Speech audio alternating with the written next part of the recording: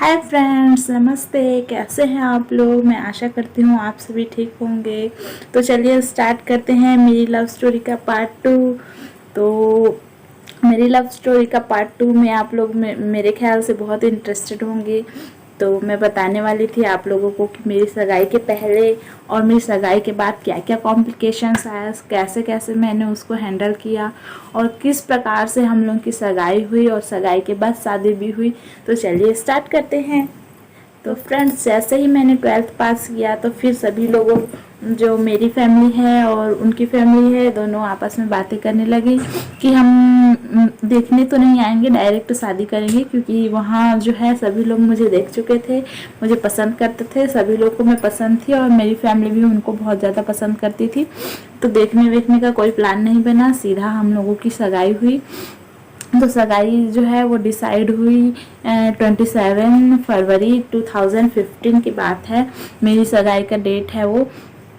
तो सभी लोग जो है वो बहुत ही मतलब एक्साइटेड थे। सबसे ज़्यादा मैं एक्साइटेड थी कि मैं मतलब कि मेरी सगाई हो रही है, जिसे मैं पसंद करती हूँ, जिसके साथ मैं जीवन बिताना चाहती हूँ उसके साथ। तो क्या बोलते हैं, खुशी तो बहुत ज़्यादा थी, लेकिन थोड़ा सा नर्वसनेस भी था कि कभी जो है मैं ज़्यादा लोगों के सामने निकली नहीं हूँ, तो मैं किस प्रकार से फेस करूँगी उन लोगों को। लेकिन फिर भी से जैसे तैसे मैंने सभी चीज़ हैंडल किया। सगाई वाले दिन जो है सगाई वाले दिन जो है वो मैं घबराई हुई बहुत ज़्यादा थी, लेकिन मेरी फ्रेंड्स जो है वो सभी लोगों ने मुझे सपोर्ट किया, मोटिवेट किया कि तुम डरो मत। तो जैसा भी है, जो भी है, तुम ज़्यादा डरोगे तो तुम्हारा फेस में दिखेगा, अच्छा नहीं लगेगा। तो तुम डरो मत, जैसे भी है निपट जाएगा। तो फिर जैसे तैसे सगाई जो है वो हो गई। तो सगाई हुई तो बहुत ज़्यादा अच्छा लग रहा था, बहुत हर चीज़ एकदम नया नया, मतलब कि मेरे लिए बहुत नया नया था। हर लड़की को अपने जीवन में ये दिन का बहुत मतलब ज़्यादा इंतज़ार रहता है। सगाई का, शादी का, सब शादी और सगाई के पहले तक ही है, शादी के पहले तक ही है। शादी होने के बाद धीरे धीरे जो है लाइफ अपने आप जो है अलग ही होने लग जाती है। लेकिन फिर भी से हर लड़की का मतलब कि हर लड़की के लिए बहुत ज़्यादा खुशी का दिन रहता है, उसी प्रकार मेरे लिए भी था। तो हम लोगों की सगाई जो है वो हो गई। उसके बाद जो है मैं आप लोगों को बता नहीं सकती, हम लोगों के सिर में जो है बहुत बड़ा तूफान आ गया, कहे तो बहुत बड़ा संकट आ गया। जो है मेरी बर्थडे के दिन, मेरी सगाई जो है 27 को फरवरी में हो गई थी और मेरा बर्थडे मई में आता है। तो मेरे बर्थडे में मैं थी महासमुंद में, और महासमुंद में थी मैं और वो मिलने वाले थे। तो वो जो है मेरे से मिलने आए। उसके बाद मिलकर जब जा रहे थे तो जाते वक्त उनका जो है एक्सीडेंट हो गया। और वो जो है मतलब कि अपना पूरा दिमागी संतुलन खो बैठे थे। जब एक्सीडेंट हुआ ना फ्रेंड्स, तो मुझे कॉल आया कि मतलब जो उनके साथ में थे वो भैया जो है वो कॉल करके बताए कि इनकी सांसें जो है वो नहीं चल रही है। तो मैं बहुत ज़्यादा घबरा गई। मैं बोली भैया आप कैसे भी करो, किसी का भी हेल्प लो, उनको तुरंत डॉक्टर के पास ले जाओ। फिर उनको डॉक्टर के पास ले जाया गया। तब फिर जो है डॉक्टर भी वैसे ही बोल रहे थे कि इनकी सांसें जो है वो नहीं चल रही है। लेकिन सडनली एक चमत्कार हुआ और जो है वो मतलब थोड़ी थोड़ी जो है वो नब्ज चल रही थी, सांसें चल रही थी। फिर उसके बाद जो है ट्रीटमेंट वगैरह हुआ और वहाँ जो है गवर्नमेंट हॉस्पिटल धमतरी में ले जाया गया था। लेकिन वहाँ जो है वहाँ से उनको रिफ़र कर दिया गया। तो वहाँ से उनको रिफ़र कर दिया गया रायपुर में, रायपुर के श्री राम हॉस्पिटल में। फिर वहाँ उनका जो है वो ट्रीटमेंट चला। जो है उन्होंने अपना पूरा दिमागी संतुलन जो है वो खो बैठे थे, उनको कुछ भी याद नहीं था, कुछ भी नहीं। तो जैसे तैसे करके उनका ट्रीटमेंट वगैरह हुआ। उनको जो है वो एडमिट नहीं किया जा रहा था फ्रेंड्स, मैं बता नहीं सकती, ऐसा कॉम्प्लिकेशन था। उनकी मम्मा जो है बहुत ज़्यादा परेशान हो गई थी। उन्होंने फिर वहीं एक दीदी रहती है, उनसे कांटेक्ट किया। फिर वो दीदी आई और फिर उनका एडमिशन जो है वो हुआ, उनको एडमिट किया गया। और जैसे तैसे उनका जो है ट्रीटमेंट शुरू हो गया। जब ट्रीटमेंट शुरू हुआ तो वो जो है वो किसी को पहचान नहीं रहे थे, इवन अपनी मम्मा को भी नहीं पहचान रहे थे।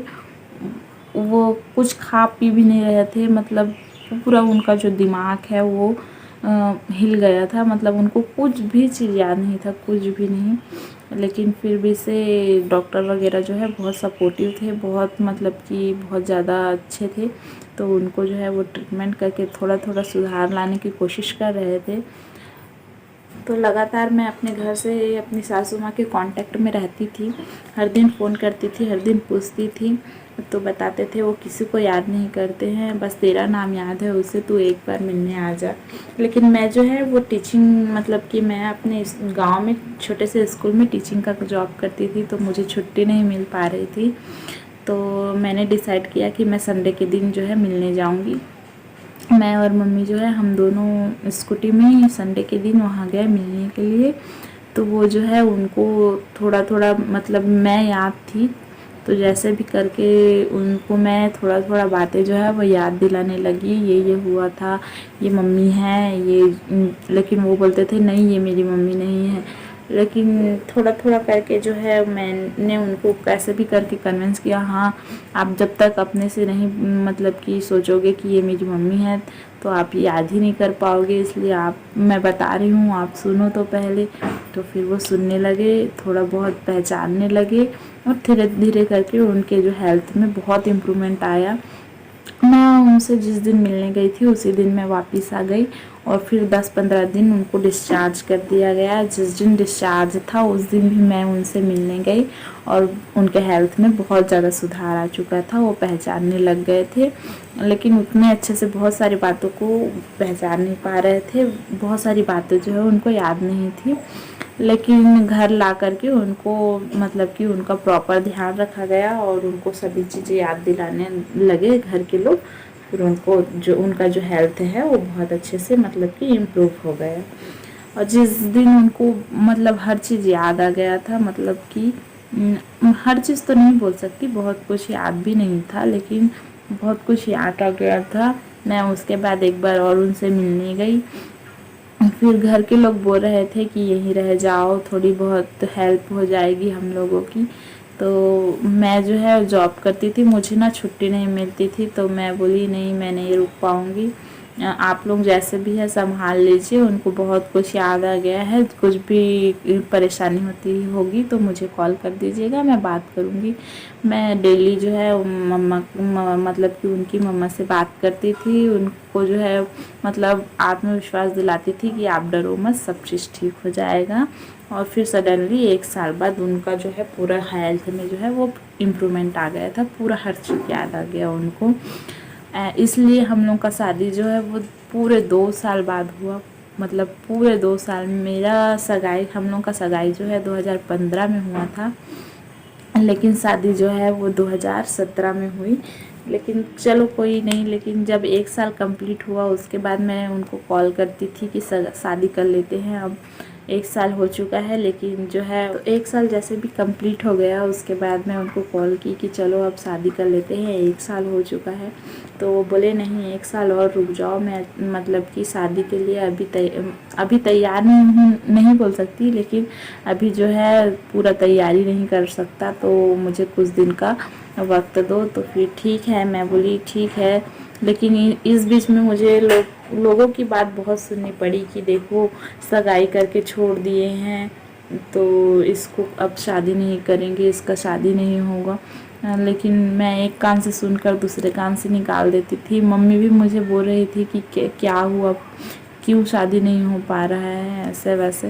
तो मैं बोली मम्मा ऐसा ऐसा बात है, शादी जो है वो 1 साल रुक कर करेंगे, इतना भी हड़बड़ी नहीं है। वैसे भी मेरा उम्र सिर्फ 18 साल हुआ था उस टाइम में, जब मैं 19 साल की हुई, मतलब 2 साल कंप्लीट हुआ उसके बाद हम लोगों ने शादी किए। तो ये जो घर है वो बन रहा था, वो बनकर पूरा कंप्लीट हो गया था 2 साल में, उन 2 साल के बीच में। और फिर उसके बाद इस घर का जब पूजा हुआ उसी दिन हमारे शादी का जो है वो डेट फिक्स किया गया। हमारी शादी का डेट फिक्स हुआ था 12 मई 2017। तो 12 मई 2017 में जो है वो फाइनली हमारे शादी का डेट फिक्स हो गया। उस दिन हमारी शादी भी हुई। तो फ्रेंड्स, आप लोगों को ये स्टोरी कैसी लगी आप लोग मुझे कमेंट करके ज़रूर बताइएगा, और मेरा चैनल सब्सक्राइब किए बिना बिल्कुल ना जाइएगा। नेक्स्ट पार्ट में मैं ना अपनी शादी का एल्बम डालूँगी, तो यदि आप लोगों को देखना है तो कमेंट ज़रूर कीजिएगा और लाइक कर दीजिएगा, और चैनल में नए हो तो सब्सक्राइब ज़रूर कीजिएगा। Bye bye.